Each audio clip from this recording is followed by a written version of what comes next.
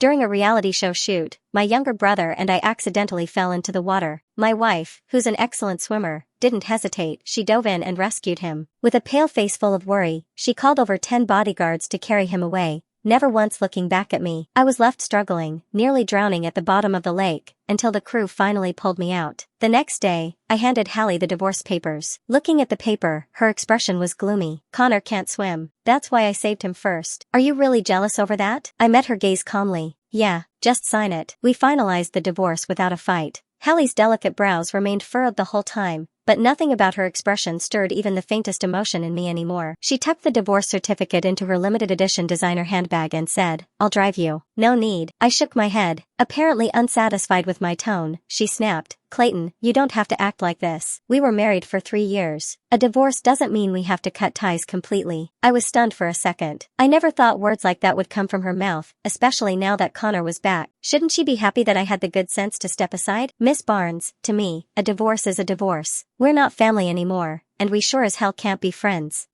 Besides, I added, we have no kids and no lingering attachments. There's no reason to stay in touch. Her face flushed with anger as she spun on her heel and walked away. I watched her retreating figure and sighed, but the moment I thought about the balance in my bank account, all the sadness vanished in an instant. I may be the eldest son of the Gardner family, but I never received a dime from them. Ironically, it was the divorce that made me a rich man. There was no way the Barnes family would agree to a 50-50 split. So when I had my lawyer draft the divorce terms, I only asked for $20 million.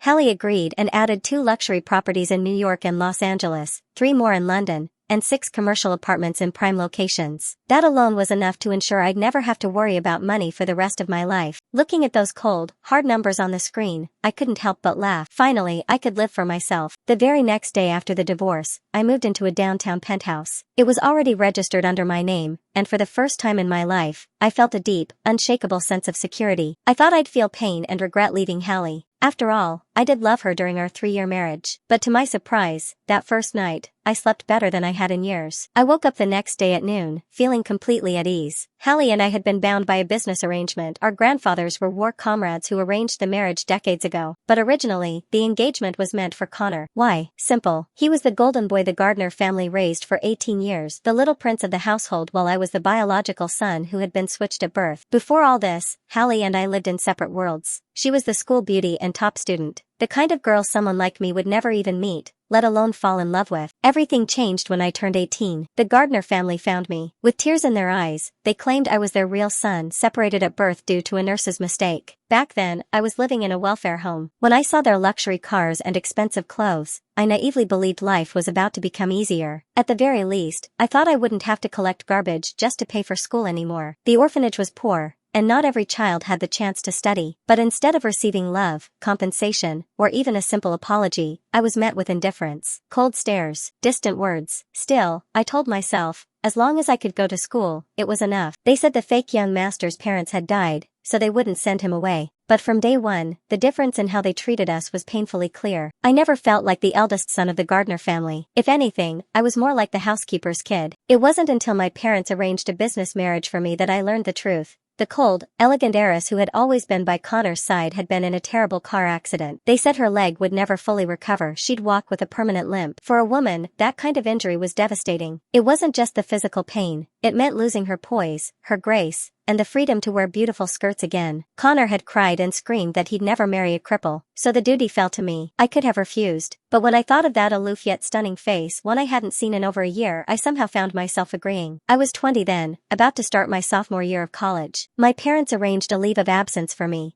and at an age where most people were still figuring out life, I got married. To be precise, I was married into the Barnes family. The first time I went to see her, she completely lost it. She hurled a vase that shattered at my feet and screamed for Connor to come. But Connor had already flown abroad, using the family's black card to start a new life as an international student. The Gardner family's business relied heavily on the Barnes family. Since Connor refused to marry a woman with a disability, they needed someone to maintain the alliance. And so, they chose me. For the first time, my mother, Alia Gardner, offered me a shred of kindness. She cried, saying how difficult things were at home, how pitiful Connor was, how my father's hair had started turning white from all the stress. I felt nothing. I said, "Why tell me all this? I'm not doing it for you. I'm doing it for Hallie." Back when I was a freshman, she was a senior, already a legendary beauty and academic prodigy. Her name dominated the confession walls, and countless heirs of powerful families tried to win her favor. But at the time, she was always with Connor. Because of her, he became the envy of the entire school. He bragged about his special status in her heart, basked in it like a crown he alone could wear. I admired beauty, yes, but what truly captivated me was her intellect. Her obsession with mathematics, her relentless pursuit of academic excellence. She'd published multiple SCI papers. I'd read every one of them. Some even helped me resolve problems I'd been stuck on for months.